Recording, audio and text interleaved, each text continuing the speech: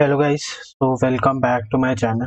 This is summer fair and आज के इस वीडियो में हम problem number 3 of problem solving series, daily problem solving series इसको करने वाले हैं। यार ये प्रॉब्लम बहुत ही सिंपल प्रॉब्लम है and this problem was asked in JEE Advanced 2020। so this problem is from JEE Advanced 2020 and this is a very easy problem. अगर आपको बहुत ही बेसिक कॉन्सेप्ट्स भी आते हैं तो आपसे ये प्रॉब्लम बन जाना चाहिए। अच्छा, पहली बात कि यार हर प्रॉब्लम मुश्किल नहीं होता, हर प्रॉब्लम आसान नहीं होता। तो जो जिनका इंटेंशन है कि मैं बहुत सी ज़्यादा हैवी प्रॉब्लम्स कर पाऊँ तो वो भी कराई जाएंगी, but the level of everything that you do should increase exponentially. ठीक है, शुरू में आप आसान लेवल के प्रॉब्लम्स को उठाएंगे तो उससे क्या होगा, एक फर्म बेस बन जाता है। तो इसीलिए मैं शुरुआत में सिंपल सिंपल प्रॉब्लम से स्टार्ट कर रहा हूँ and then will move to the next level for sure. ठीक है, तो ऑल्दो प्रॉब्लम्स इसी तरह के लेवल की आती हैं, यू कैन सी। और जैसे जेईई एडवांस 2020 का एग्जाम है तो this was also my exam, तो इसमें ये प्रॉब्लम आई थी। तो चलिए इसको ट्राई करते हैं। देखिए, ये बहुत ही सिंपल अलजेब्रा के कॉन्सेप्ट से सॉल्व हो जाएगा। बस आपको क्या करना है, आपको बस फोकस करके सुनना है क्या लिखा है। तो सबसे पहले let m be the minimum possible value of this. ठीक है, तो इस वाली वैल्यू का मुझे मिनिमम वैल्यू निकालना है इस एक्सप्रेशन का, where y1 y2 and y3 are real numbers for which sum of these numbers is 9। ठीक है, okay. And also we know that let m be the maximum possible value for log of this expression। ठीक है, this is the minimum value। ठीक है, I have to find the minimum possible value for this expression given this constraint। I have to find the maximum possible value for this expression given this constraint। So I have to find log to the base 2 m cube, just a minute, log to the base 2 m cube plus log to the base 3 m square। ठीक है, तो before moving to that, let us try to understand what we have been asked to solve। तो हमें क्या निकालना है, सबसे पहले हमें स्मॉल m और कैपिटल M की वैल्यूज का निकालना है। ये इंटीजर टाइप का है क्वेश्चन, तो है और मतलब न्यूमेरिकल टाइप, तो कुछ भी वैल्यू आ सकती है। ऑल्दो ये सिंप्लीफाइड वैल्यू ही देगा मोस्ट प्रोबेबली। तो हमें इसकी मिनिमम वैल्यू निकालनी है और इसका हमें निकालना है मैक्सिमम वैल्यू। इस वाली चीज का हमें मैक्सिमम वैल्यू निकालना है। तो चलिए सबसे पहले minimum value that is small m, इसको इवेल्युएट करते हैं। तो लेट्स स्टार्ट विद इट। तो m स्मॉल m निकालने के लिए हम एक्सप्रेशन क्या है हमारा, log to the base 3 raise to the power y1 plus 3 raise to the power y2 plus 3 raise to the power y3 दिया हुआ है, where y1 plus y2 plus y3 इसका वैल्यू है 9। ठीक है, तो यहाँ पर हमें ये इतना ही दिया हुआ है। तो अब हम इसको इसमें कैसे जनरेट करते हैं, तो we can use a very famous property. तो the if I consider three numbers, let's say 3 raised to the power y1, 3 raised to the power y2 and 3 raised to the power y3, I have these three numbers and these three numbers are all positive because these are exponents। ठीक है, so they will give me positive value। Okay, positive number के exponent पे हमें positive value ही मिलती है। तो यहाँ पर क्या सीन हो रहा है कि यार ये देखो, आपके पास ये जो तीन वैल्यूज हैं आप इनका सम करते हैं। तो आप ऐसा करिए, इसमें am greater than equal to gm लगाने की कोशिश कीजिए। इन तीन वैल्यूज का सम यहाँ कहीं जनरेट हो रहा है, तो हम डायरेक्टली लगा सकते हैं कि 3 raise to the power y1 plus 3 raise to the power y2 plus 3 raise to the power y3 divided by 3 is greater than equal to cube root, that is the third power of product of these। So I'll write the product। So the product of these is going to be 3 raised to the power y1 dot 3 raised to the power y2 dot 3 raised to the power y3। Okay, and in this scenario we have this expression right now over here, so we can write 3 raised to the power y1 plus 3 raised to the power y2 plus 3 raised to the power y3 should be greater than or equal to 3 times of 3 times of 3 raised to the power, what will this be? ठीक है, a raised to the power x dot b raised to the power a raised to the power y, तो this will be a raised to the power x plus y। तो वो use कर लेते हैं। तो उसके लिए हमारे पास इसका वैल्यू आ जाएगा y1 plus y2 plus y3, और since its cube root is there so this is whole to the power 1/3. Okay, and I know that my y1 plus y2 plus y3 value is 9. So this becomes very simple, and this is greater than equal to 3 times of 3 raised to the power 9/3. Okay, so what is this expression finally? This expression becomes 3 raised to the power 4. So over 3 raised to the power y1 plus y2 plus y3 is always greater than or equal to 3 raised to the power 4. This is one case. Okay, what we were supposed to find? We were supposed to find the maximum value, the minimum possible value, that is small m, for this expression log to the base 3 raised to the power y1 plus 3 raised to the power y2 plus 3 raised to the power y3. Okay, so we know that this expression 3 raised to the power y1 plus 3 raised to the power y2 plus 3 raised to the power y3, this is greater than or equal to 3 raised to the power 4. Now अब मैं क्या कर सकता हूँ? I can simply take log to the base 3 both side. Now अब हम log to the base 3 both side ले रहे हैं, तो यहाँ पर हमारे पास 3 raised to the power y1 plus 3 raised to the power y2 plus 3 raised to the power y3 is greater than equal to 4 आ जाएगा. अब यहाँ पर मैंने इनइक्वालिटी का साइन क्यों नहीं चेंज किया? बिकॉज log का बेस है 3. अगर log का बेस इज 3 हियर, अगर log का बेस इज ग्रेटर देन 1, तो हमारे पास log फंक्शन एक इंक्रीजिंग फंक्शन होता है, और फॉर ग्रेटर देन 1 ऐसा है, और फॉर लेस देन 1 वो डिक्रीजिंग फंक्शन होता है, although we were not considering that currently.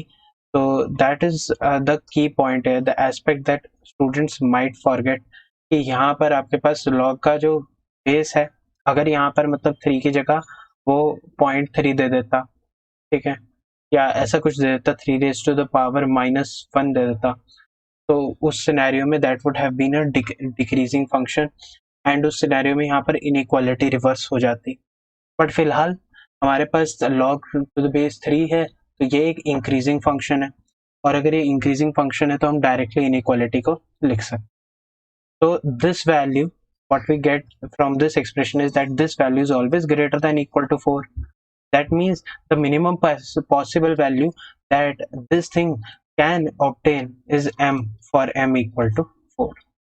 This is our first case. Okay, so from this much of solving, we got small m ka value as 4. Now we have to solve for capital M. So capital M is the maximum possible value of this.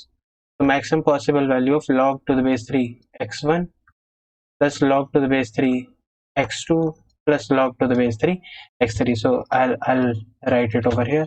So we have to write the maximum possible value for log to the base 3 x1 plus log to the base 3 x2 plus log to the base 3 x3.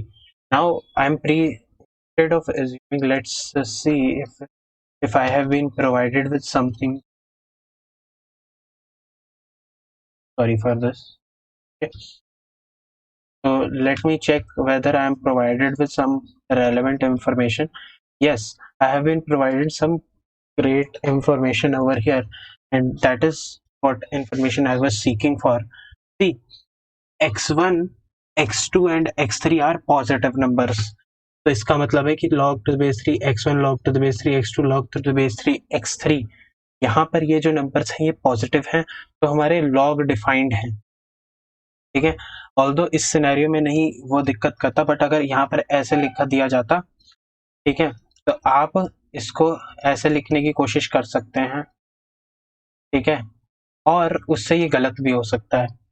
क्यों? क्योंकि मान लो आपके पास x1 negative है, x2 negative है और x3 positive है, तो आपके ये दो लॉग तो डिफाइन ही नहीं हुए, तो आप ये वाली इक्वेशन या ये वाले फॉर्मूले को नहीं लगा सकते.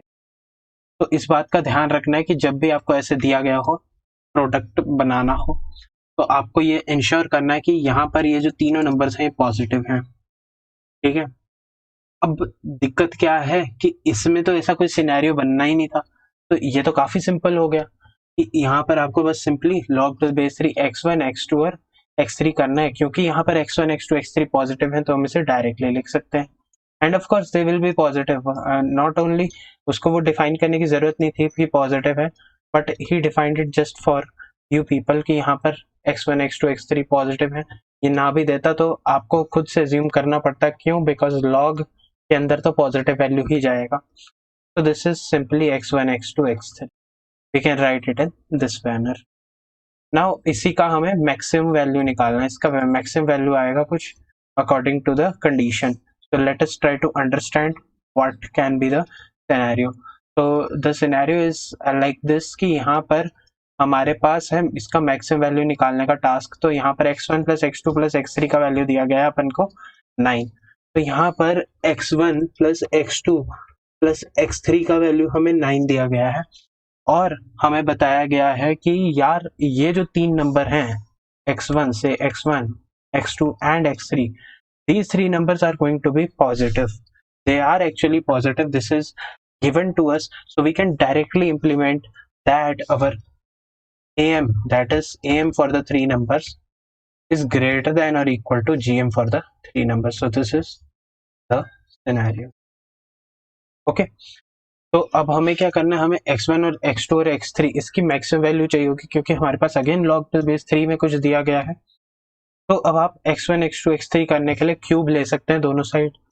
तो यहाँ पर x1 x2 x3 will be less than और equal to x1 plus x2 plus x3 का वैल्यू है 9, तो 9 डिवाइडेड बाय 3 और इसका हम कर सकते हैं cube. So this is less than और इक्वल टू 27. तो my x1 x2 x3 is less than or equal to 27 और मुझे मैक्सिमम वैल्यू किस चीज का निकालना है, मुझे मैक्सिमम वैल्यू निकालना है log to the base 3 of x1 x2 x3 का. ठीक है, तो I can simply use this inequality because again हमारे पास log का बेस है positive, so it won't change the sign of itself. तो यहाँ पर हमारे पास log to the base 3 27 हो गया, तो यहाँ पर 3 का क्यूब हो गया और इसका value less than equal to 3 हो गया. So log to the base 3 x1 x2 x3 इसका value will be less than equal to 3, so our value of m is equal to 3. ठीक है, so we have got our m as 3 and we have got our small m as 4. So let us try to evaluate the value of this expression. So what was our expression? Just a minute.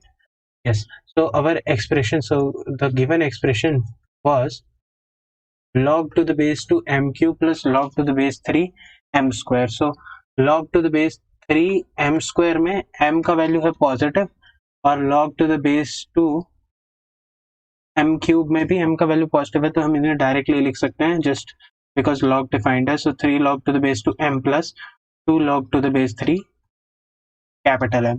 Capital m का value है 3, तो ये वाला term हो जाता है 1, तो ये वाला फाइनल टर्म जो सेकेंड टर्म है इसका वैल्यू आ जाता है 2.